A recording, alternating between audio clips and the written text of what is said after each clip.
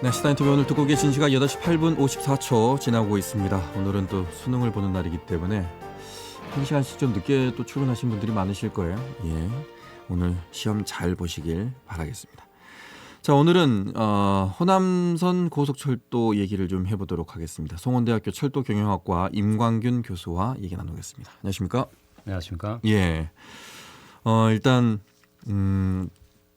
KTX라든가 뭐 SRT 수도권으로 가는 표를 구하기가 힘들다는 얘기는 아마 듣고 계시는 분들이 많이 공감할 겁니다. 주말에는 특히 원하는 시간대 구하기는 뭐 하늘의 별 따기고 계속 뭐 매진돼 있고 그렇기 때문에 왜 이러는 건가? 이렇게 되면 수요가 있다는 건데 그러면 편수를 좀 늘리면 안 되는 건가?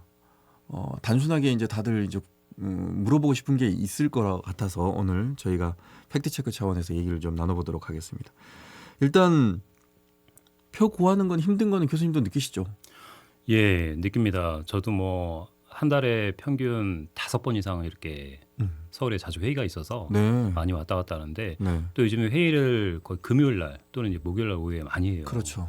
그러니까 특히 이제 이렇게 주말 시간이거든요. 그 시간은 너무 어렵더라고요. 네, 그래서 맞아요. 적어도 한 일주일 전에 표를 구매하지 않으면 와. 예, 정말 이렇게 저도 같이 힘듭니다. 네. 그래요. 맞아요. 요즘에는 이제 금요일도 표 구하기 힘드니까 거의 약속이라든가 뭐 회의 같은 걸 목요일 오후부터 잡기 시작하더라고요. 그러면 이제 궁금한 게 그러면 주말에 좀 호남선을 좀 늘려주면 되는 거 아니냐. 또 그런 요구들이 지금까지 계속 있어 왔고요. 근데 왜 이게 현실적으로 이렇게 개선이 안 되는 걸까요? 예, 기본적으로 이제 주말에 수요가 이제 보통 우리가 자료를 보면 네. 평일 대비 네. 한 1.5배는 더 많아져요. 예, 그래서 이제 아무래도 수요가 이제 그 기간에 집중적으로 쏠리다 보니까 네. 조금 더 이제 표를 구하기 어려운 현상들이 일어나는데, 네. 근데 이제 문제는 주말에 이제 사람들이 많다고 그래가지고 열차 편성수를 평일에 비해서 더 그만큼 투입하면 되는 거 아니냐라는 단순한 생각으로 이제 생각은 해볼 수가 있겠죠. 네. 네. 근데 그렇다고 그래서 철도 운전 기관에서 그럼 평일에 열차를 조금 더 이렇게 이제 운행하지 않는 거를 이제 뒀다가 주말에 더 많이 운행시키고 또 그럴 수는 없는 거거든요. 네. 이유는요? 그래서 왜냐면은 네. 철도 운전 기관의 입장에서는 그 비싼 철도 차량을 굳이 평일날 사람 없다고 그래가지고 운행을 또 안 시킬 수는 없어요. 왜냐하면 전체적인 열차 편성표에 의해서 네. 열차를 운영을 하기 때문에. 네. 그래서 이제 평일과 주말의 그 편성수의 차이를 보면 보통 이제 광주 송정역을 기준으로 네. 한 대 정도밖에 차이가 안 납니다. 어디와? 광주 송정역을 기준으로 네. 예, 뭐 이제 용산이나 수서나 네. 다 합쳐서요. 어. 예, 제가 그건 좀 이따 이제 편성수는 말씀드리겠지만, 네. 그래서 평일과 주말의 열차 편성수는 기본적으로 거의 같다. 예, 근데 이제 많은 분들이 이제 비교를 하게 되잖아요. 경부선하고 네. 호남선하고 비교를 했는데 저도 이건 느꼈거든요. 용산에서 제가 광주를 오갈 때 거의 대부분 이제 그 배차 간격이 한 4, 50분? 빠르면 한 30분 사이였는데 제가 이제 뭐 부산 쪽에 갈 일이 있어가지고 서울역에 이제 거기는 많이 배차가 돼 있기 때문에 서울역을 갔더니 저는 시간표를 잘못 본 줄 알았어요. 5분마다 10분마다 배차 간격이 촘촘하게 돼 있더라고요. 근데 이거는 단순하게 봤을 땐 경부선이 이렇게 많은데 호남선이 왜 이렇게 적어? 이렇게 되는 오해 아니면 오해를 하게 되더라고요. 예. 거기에 대해서 어떻게 좀 말씀을 좀 해주시죠. 예, 그런 오해도 충분히 이제 타는 분 입장에서 네. 느낄 수가 있는데, 전체 이제 이렇게 부산 쪽과 그다음 우리 이제 호남 쪽에 이제 열차 편성수를 좀 한번 비교를 해볼 필요가 있어요. 네. 왜냐하면 그건 분명하게 이제 자료위에서 나와 있는 열차 편성수라는 게 있기 때문에. 그래서 제가 이제 조사를 좀 해봤습니다. 네. 가장 이제 최신의 열차 편성표를 기준으로 네. 광주 송정역에서는 그 편도 기준입니다. 네. 편도. 보통 이제 우리가 이제 편성수는 편도로 이야기를 하는데요. 네. 편도로 광주 송정역에서는 43편성이고요. 네. 43편성. 그 다음에 부산역을 기준으로는 네. 45편성입니다. 두 편밖에 차이가 안 나요? 2편밖에 차이 안 납니다. 근데 이제 서울역에서는 네. 뭐 이제 그만큼 대전도 가끔 이렇게 대전까지만 운행하는 열차도 있고요. 네. 그다음 대구까지 운행하는 열차도 가끔 있고, 네. 또 저쪽 이제 포항을 또 가는 열차도 있기 때문에 네. 그 부분에 있어서 네. 약간 더 양수는 늘어날 거예요. 편성수는. 음. 다만 이제 우리가 이제 똑같은 어떤 그 객관적인 좀 비교를 위해서 광주 송정역의 지리적인 위치와 그 다음에 경상권에서 부산역의 지리적인 위치가 좀 흡사하기 때문에 양쪽의 편성수를 비교하면 두 편성밖에 사실 차이는 나지 않습니다. 아니 근데 이게 두 편성밖에 안 나는데 이렇게 저희가 상대적으로 적다고 느껴질 정도로 그러면 배차를 잘못한 건가요? 어떻게 된 겁니까 이게? 배차는 사실 그건 정확하게 좀 봐야 할 필요가 있는데요. 네. 어쨌든 그 배차를 하기 위해서는 우리가 이제 이 선로에서 열차가 그 정해진 시간 안에 네. 다닐 수 있는 최대 횟수가 있습니다. 음. 이제 그 횟수에 맞춰서 열차를 이제 분배할 수밖에 없어요. 네. 그래서 대부분 이렇게 시간대로 보면 거의 이제 오전 시간이나 저녁 시간까지는 거의 균등하게 열차가 이렇게 이제 편성이 되어 있습니다. 그럼 그 철로에 맞는 횟수를 편성할 수밖에 없다. 그렇죠. 그럼 경부선과 호남선 다 똑같다는 얘기인가요? 상태는? 예, 거의 이제 균등하게 배분이 되어 있다는 얘기인 거죠. 예. 아니 근데 이렇게 차이를 느끼게 된다면 하여튼 뭐 이제 교수님께서 이제 파악한 바로 이제 말씀을 해주신 거니까. 예. 그럼 우리도 경부선처럼 이렇게 조금 좀 넉넉하게 촘촘하게 좀 이렇게 배차를 해주면 안 됩니까? 더 이렇게 충분히 해줄 수도 있겠죠. 네. 근데 이제 문제는 네. 결국에는 열차가 이제 다닐 수 있는 그 길목에 네. 열차가 1시간 안에 지나갈 수 있는 최대 횟수가 있지 않겠습니까? 그게 지금 사실 크게 이제 우리나라에 두 구간이 있어요. 네. 서울에서 광명역까지는 네. 물론 이제 그 전이긴 하죠. 네. 기존선을 이용을 하고 있습니다. 네네네. 예, 거기는 고속선이 없습니다. 네. 그 다음에 이제 저기 평택에서 네. 오송까지는 네. 수서에서 오는 열차가 또 거기에서 또 합쳐집니다. 그러니까 그래서- 거기가 굉장히 두 구간이 어허. 우리가 이제 좀 약간 그 복잡한 용어로 병목 현상이라고 얘기를 하는데요. 기차가 지나가야 되는데 예, 거기 이제 다 몰리는 몰리는 거죠. 거네요. 다 몰리는 거죠. 그래서 이제 크게 두 구간이 네. 이렇게 다닐 수 있는 최대 횟수 대비 거의 가득 차 있는 상태다 지금. 아. 그래서 지금 이제 정부에서도 제4차 국가철도망 구축 계획에 네. 그 구간에 대해서 이제 이렇게 보폭선화에 대한 이제 사업 계획을 이제 수립을 해서 진행을 하고 있죠. 그게 이제 완공이 되는 게 2028년도에 이제 완공 예정인데 네. 그게 이제 되면은 현재 그 구간이 그 1시간에 190회가 이제 다닙니다. 이게 이제 이렇게 열차를 다 합쳐보면 네. 거의 지금 80~90%까지 쓰고 있어요. 음. 예. 근데 이게 이제 2028년도에 선로가 지금 왕복인데 추가로 더 왕복을 설치하면 곱하기 2가 되겠죠. 예. 그럼 그만큼 이제 열차를 더 투입할 수 있는 여유가 생기는 겁니다. 28년도까지 기다려야 된다는 건가요?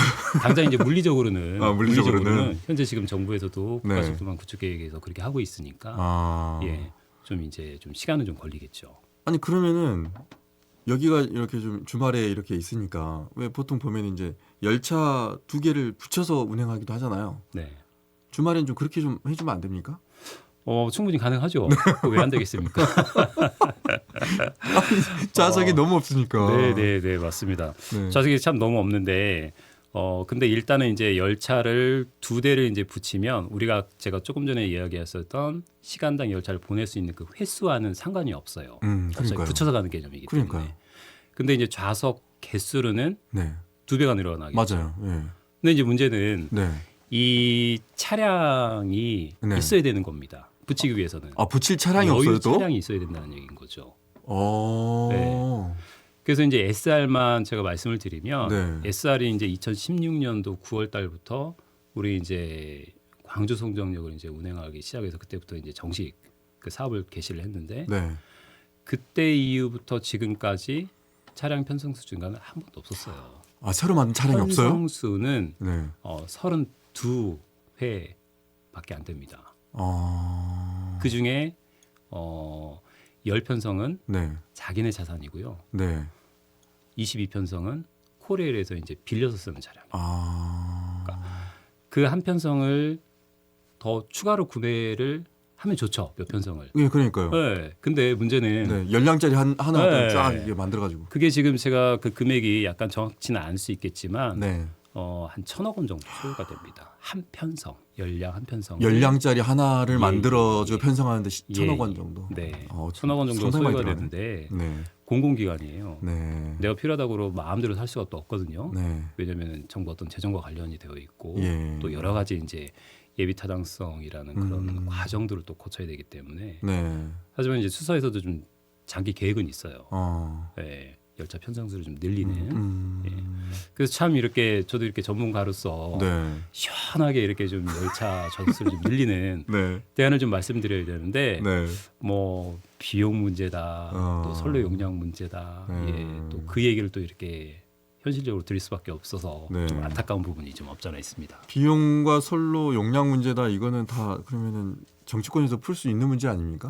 예, 같이 정치권에서 이야기도 하고 네. 또 이제 원래 이제 철도라는 게 사실 또 삼박자가 맞아야 됩니다. 예, 학계와 그다음에 이제 정치권, 관이죠. 그리고 그다음에 시민들의 이제 목소리가 예. 삼박자가 맞아야 사실 이제 시민들이 불편한 것들을 또 해결도 할 수 있고 그렇지 않을까 생각됩니다. 이게 왜 저희한테도 중요하냐면 그 나주 혁신도시 같은 경우에도 금요일 오후만 되면 이제 다들 이제 대구로 가시는 분들 있잖아요. 타지에서 오신 분들 버스로 다들. 근데 그분들이 버스 타고 가기는 너무 힘들 거예요. KTX가 만약에 많이 돼 있다면 나주역에서 그냥 타고 그냥 바로바로 올라가면 되는데 그분들도 그렇고 곧 이제 몇 년 있다가 무안공항 이제 경유한다고 하는데 이렇게 뭐 편수가 없으면 무안공항의 성공 여부에도 큰 걸림돌이 될 수도 있을 것 같다는 생각이 들고요. 예. 특히 이제 나주혁신도시 같은 경우에는 우리가 이제 보통 이제 정주율이라고 얘기를 하죠. 네. 내려와서 이제 사는 정착해서 사람들, 예. 사는 사람들의 그 비율인데 네. 약 한 70% 정도 되는 걸로 알고 있습니다. 음. 현재 자료에 의하면 이제 뭐냐면은 30% 사람들은 여전히 이제 주말 되면 서울에 왔다 갔다 해야 되니까 이제 그런 불편함이 있고 네. 또 실질적으로 제가 이제 피부적으로 체감하기에도 나주혁신도시가 이제 또 새롭게 이제 들어온 이후에 네. 또 열차 승객도 굉장히 많아졌어요. 네. 그래서 이제 과거에 그 열차 이용 수송 수요를 보면은 네. 제가 어제 이제 오늘 방송을 위해서 광주 송정역에 연락을 해서 지난 한 주 최신 자료까지 좀 제가 좀 받아왔습니다. 네. 예, 통계는 사실 아직 2023년도는 나오지 않았거든요. 음. 간단하게 좀 몇 가지 좀 말씀을 좀 드리면 2016년도 12월 9일 날 이제 SRT가 이제 운영을 시작을 했습니다. 그래서 대략 광주 송정역의 뭐 일반 철도든 네. 고속철도든 그 수요를 다 합쳐서 평균적으로 한 2만 1,000명에서 2만 2,000명 선이 네. 됐어요. 연평균입니다. 어. 그리고 이거를 이제 주말 수요로 바꾸면 거기에 한 1.3배 정도는 더 추가를 해야 되는 거고요. 네. 예. 그래서 그동안에 이제 광주 송정역이 이렇게 여객 수요가 증가된 거를 보면은 2020년도하고 21년도는 코로나 때문에 약 한 40%가 마이너스 됐어요. 그렇죠. 이거는 약간 특수한 케이스이기 때문에 그건 좀 빼야 되겠네요. 두 해를 빼고 예. 정상적인 2019년도부터 지금까지 이제 쭉 보면 연평균 약 5%가 이제 증가가 됐습니다.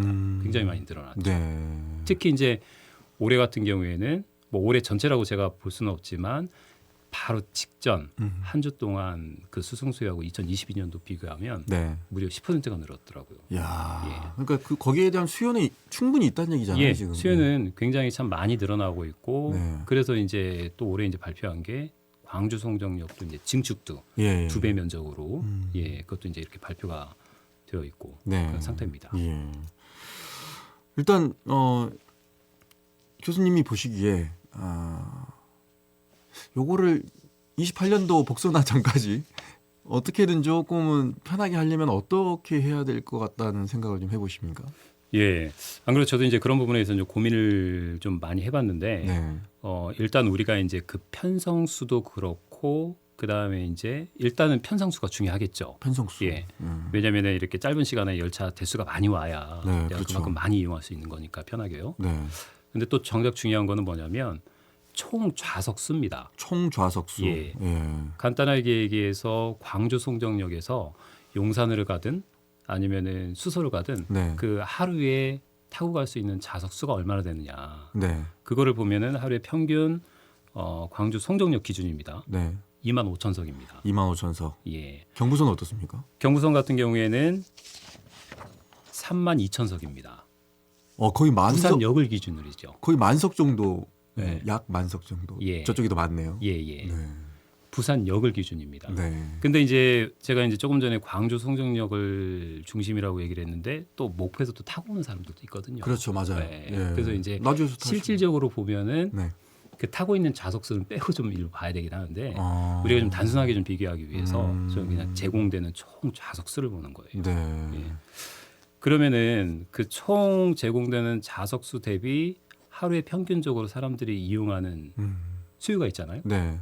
그러면 이제 그 좌석을 몇 프로 채우냐 네. 그런 얘기를 좀 해야 할 필요가 예, 있겠죠. 예, 그렇죠. 예. 우리 이제 광주 호남선 같은 경우에는 광주 송정역을 네. 중심으로 보면 대략 차고 있는 그 비율이요. 서울역 방향으로는 62%가 차고요. 평균적으로. 예. 예, 주말은 뭐 거의 다 찬다고 볼 수 있을 텐데. 아, 잘못 얘기했습니다. 네. 41%입니다. 41%? 41%. 그리고 수서역 방향으로는 51%가 찹니다. 그러니까 하루 전체로 본 숫자입니다. 이거는. 네. 그러면은 여유가 있는 숫자상으로 볼 수 있겠지만 근데 프라임 타임이 안 돼. 그렇죠, 그렇죠. 문제는 이제 이렇게 주말 시간이 아니라는 맞아요, 거죠. 맞아요. 예. 그래서 주말 기준으로 또 바꾸면 거기에 한 1.5배를 더 더하면 되겠죠. 네. 아니 근데 조금 전에 경부선하고 호남선 그 편성수가 2대밖에 차이가 안 네. 난다고 말씀하셨잖아요. 예. 근데 왜 총 좌석수는 거의 10,000석 정도가 10,000개 정도가 이렇게 차이가 나는 건가요? 그게 약간 그 증차를 이렇게 붙였기 때문인가요? 붙였다라기보다는요. 네. 일단은 이제 고속철도가 크게 두 가지로 분류가 돼요. 네. 차량 종류가 20량으로 되어 있는 애초에 처음부터 운행하고 있었던 KTX. 예. 그 다음에 열량으로 다니고 있는 KTX 산천. 산천. 예. 그거는 이제 수서로도 가고 예, 뭐 그렇죠. 용산으로도 가기도 맞아요, 하죠. 맞아요. 예. 좌석 수가 다릅니다. KTX 같은 경우에는 981석이고요. 산천 같은 경우에는 410석입니다. 그런데 이게 이제 호남선 같은 경우에는 KTX 아까 이제 편성수는 2개밖에 차이가 나지 않지만 네, 네. KTX 편성은 총 23편성이에요. 거의 절반이 산천입니다. 근데 이제 저쪽 경부 측에 보면은 네. KTX는 45편선 중에 네. 산천은 네. 3편성입니다. 여기서 차이가 나는 거구나. 거기서 차이가 나는 거죠. 좌석 공급의 수가 편성수는 그런데 같지만 단순하게 조금 전에도 말했지만 그럼 산천을 2개 붙여주세요. 그런데 예. 중요한 건 산천 열량짜리를 만들려면 이제 이것저것 합해가지고 예를 들어서 약 1,000억 정도가 들어간다. 그렇죠. 돈의 문제입니다. 비용이 들어간다. 예. 예, 이렇네요. 예, 궁금한 점이 좀 풀리긴 했습니다. 예. KTX 기존 차량은 거의 한 900 몇 석인데 거의 1,000석이라고 보시면 거의 1,000석인데 예. KTX 산천이 거기 한 절반 정도밖에 그렇죠. 안 되기 때문에 410석밖에 안 되니까. 경부선하고 이렇게 차이가 좀 나는 거군요. 그렇게 느껴지는 거군요. 예. 어떻게 해야 될까요? 기다려야 되는 수밖에 없네요, 이거. 그래서 제가 좀 아까 이제 나름대로 해결 방안이라고 그러면 네네. 30초 남았습니다. 예, 해결 방안이라고 하면 이제 현재 지금 용산에 많이 남고 있는 비어가는 그 차량들을 수서 쪽에는 좀 그래도 수입할 수 있는 여유가 있어요. 그러니까 어떻게 보면 자원을 좀 약간 이쪽으로 더 이동을 좀 시키는 거죠. 그게 단기간에 좀 해결할 수 있는 그런 해결책은 좀 될 수 있습니다. 예. 알겠습니다. 듣고 계신 여러분도 약간의 좀 답답함이 좀 해소되셨길 바라겠습니다. 주말 앞두고 있기 때문에 저희가 또 KTX 관련 얘기를 좀 해드렸습니다. 오늘 말씀 고맙습니다. 네, 감사합니다. 네, 지금까지 송원대학교 철도경영학과 임광균 교수와 얘기 나눴습니다. 언제 어디서나 내 손 안의 뉴스. 광주 MBC 뉴스 유튜브 구독으로 함께하세요.